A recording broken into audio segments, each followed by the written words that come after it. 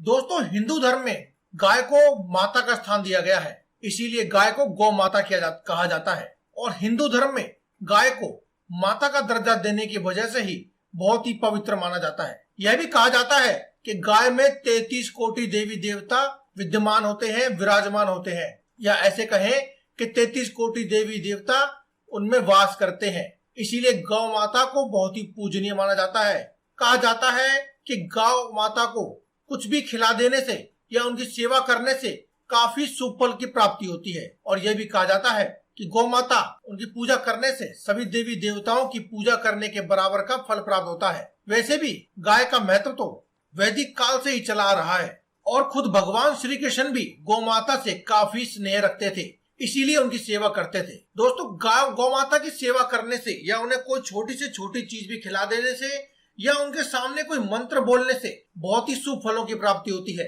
ऐसा माना जाता है कि आपकी सभी समस्याओं का अंत हो जाता है, चाहे समस्या कितनी भी बड़ी हो, कितनी भी मुश्किलों में आप फंसे हो।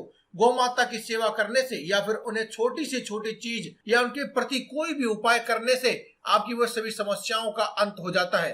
गाय माता को दूध देने वाली माता कहा जाता है। गाय का दूध बहुत ही पौष्टिक होता है। कहा जाता है कि गौ माता को जो दूध होता है वो अमृत तुल्य होता है। गाय के दूध से बने घी, पनीर, दही सबसे शुद्ध होने के साथ ही शरीर के लिए काफी सेहतमंद भी होते हैं।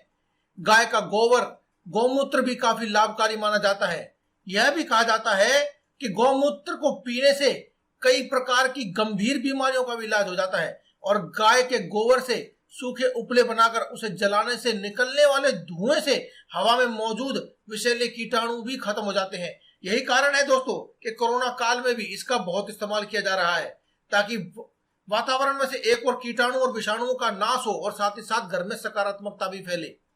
अगर किसी व्यक्ति के मंगल ग्रह के दोष हो या फिर सूर्य दोष हो तो ऐसे में गौ माता को यदि आप गुड़ खिला देते हैं, वहीं अगर कोई चंद्र ग्रह या शुक्र ग्रह को मजबूत करना चाहते हैं तो गौ माता को रोटी खिला देते हैं तो आपके जीवन का बेड़ा पार हो जाता है। दोस्तों, आज की इस वीडियो में हम आपको यह भी बताएंगे कि आपको गौ माता को जो आटा आप खिलाते हैं, सुबह सुबह उठ करके जो आप गौ माता के लिए लोआ निकालते हैं, लोआ भी कहा जाता है, उसे जो निकालते हैं और लोआ खिलाते हैं, अगर आप उसमें एक चीज, खास चीज अगर आप डाल देते हैं तो आपके जीवन में किस प्रकार से बदलाव आ सकते हैं, आपकी रूठी हुई किस्मत भी किस प्रकार से पलट जाएगी और आपके घर में सुख समृद्धि आएगी।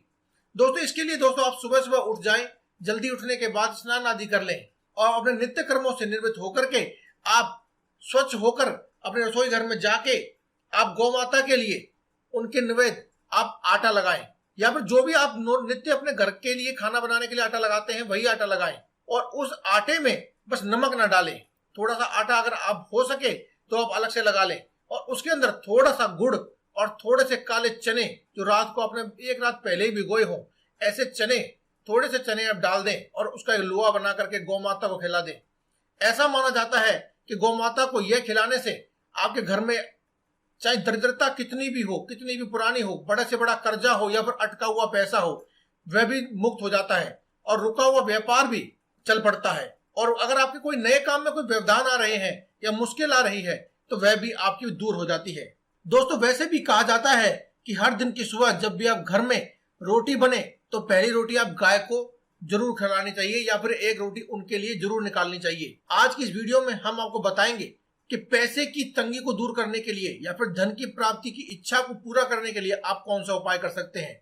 दोस्तों, जब भी आप अपने घर में गाय के लिए रोटी बनाएं तो रोटी बनाने के बाद उस पर थोड़ा सा गुड़ या फिर शक्कर रख करके या उसमें थोड़े से चीनी के दाने डाल करके उसके बाद आप गाय को रोटी अपने हाथों से खिलाइए।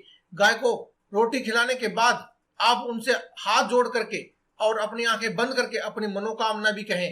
हो सके तो गाय के कान में आप अपनी मनोकामना कहें। ऐसा कहा जाता है कि गाय के कान में इस प्रकार की मनोकामना कहने से आपके घर में जितनी भी समस्याएं होती हैं या आपके मन में जो भी समस्याएं हैं पैसे से संबंधित, खास करके दोस्तों अगर आपके कोई जीवन में समस्या है तो वह चली जाती है।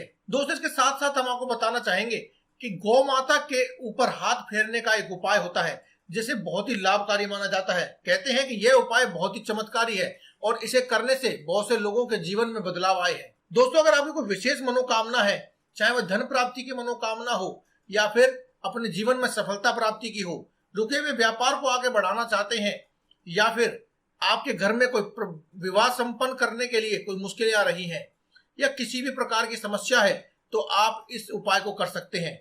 दोस्तों, इस उपाय के लिए आपको एक दिन पहले ही कुछ काले चने भिगो कर रख देने हैं, और अगले दिन यानी जिस दिन आपको उपाय करना है उस दिन आप सुबह जल्दी उठ जाएं और अपने नित्य कर्मों से निवृत्त होकर के आप उन काले चनों को लेकर अपने घर में जो मंदिर है वहां पर बैठ जाएं और एक देसी घी का दीपक जलाएं। ध्यान रखें कि ये देसी घी का दीपक गाय का देसी घी का दीपक होना चाहिए, किसी और घी का नहीं। उसके बाद आप माता लक्ष्मी और भगवान विष्णु की पूजा करने के बाद ओम नमो भगवते वासुदेवाय इस मंत्र का 11 या 21 बार जाप करें, और अपने घर में जो रसोई घर है वहां पर जाकर के आटा लगाएं और उस आटे में उन चनों को डाल दें और उससे एक रोटी बनाएं।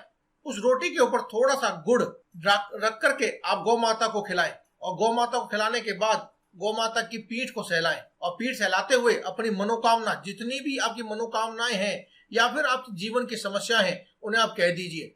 ऐसा करने मात्र से ही आपके जीवन की सभी समस्याएं खत्म हो जाती हैं और देखते ही देखते आपकी सभी मनोकामनाएं भी पूरी हो जाती हैं। इसके अलावा दोस्तों, अगर आप ये सभी उपाय करने में सक्षम नहीं है तो आज की इस वीडियो में हम आपको एक मंत्र भी बताने वाले हैं।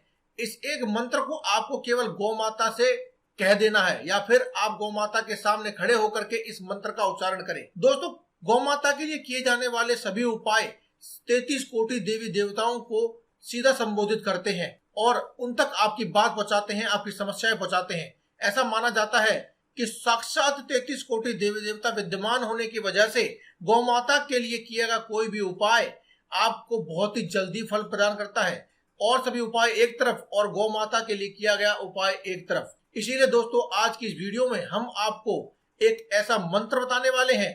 ये खास मंत्र है जिसे अगर आप गौ माता के सामने खड़े होकर के बोल देंगे तो आपके जीवन में चाहे कैसी भी समस्या हो और चाहे आपके मन में कैसी भी मनोकामना हो, वह पूरी हो जाती है। बस आपको ध्यान रखना है शुद्धता का। जी हाँ दोस्तों, इस उपाय के लिए भी आपको जिस दिन भी आप ये उपाय करना चाहें उस दिन आप सुबह जल्दी उठ जाएं और स्नान आदि करने के बाद अपने सभी नित्य कर्मों से निवृत्त हो जाएं और अपने घर की साधारण पूजा जो आप हर रोज करते हैं वह अवश्य करें।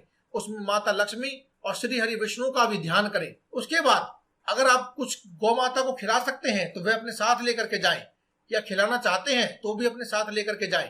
लेकिन अगर आप ये सभी कार्य करने में भी सक्षम नहीं है तो आप केवल खाली हाथ चले जाएं और जहां कहीं भी आपको बैठी हुई गाय मिल जाए आप उसके सामने खड़े होकर हाथ जोड़ करके गौ माता की ओर देखते हुए इस मंत्र का जाप करें। मंत्र इस प्रकार है दोस्तों, ओम सर्वदेवमय देवी लोकाना शुभ नंदिनी मातमम विशित सकलम कुरु नंदिनी।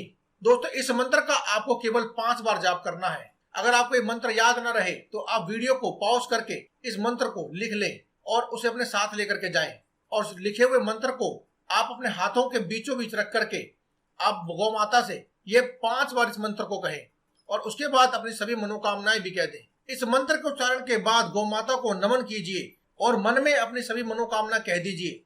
ऐसा करने से आपकी मनोकामना शीघ्र पूर्ण हो जाती है और साथ ही में आपको सभी देवी देवताओं का आशीर्वाद भी मिल जाता है। इसके अलावा दोस्तों, आपके जो 9 ग्रह होते हैं वह भी प्रसन्न हो जाते हैं। अगर 9 ग्रहों में से कोई भी ग्रह आपको कोई गलत प्रभाव दे रहा है तो वह आपको सकारात्मक प्रभाव देने लगता है। इसके अलावा दोस्तों, आपको जब भी मौका मिले तो गौ माता की सेवा अवश्य करें। उन्हें हरा चारा खिलाएं, रोटी आदि खिलाएं, जितनी संभव हो उतनी आप उनकी सेवा करें। महीने में 1 बार गौशाला अवश्य जाएं और वहां जाकर के गाय को हरा चारा अवश्य खिलाएं। तो दोस्तों, इसी के साथ मैं इस वीडियो का अंत करता हूं। आपको अगर ये वीडियो अच्छी लगी हो तो आप कमेंट बॉक्स में जय बजरंगबली या फिर जय गौ माता की एक बार अवश्य लिखें, और साथ ही साथ इस चैनल को सब्सक्राइब करें और कमेंट बॉक्स में लिखें जय बजरंगबली।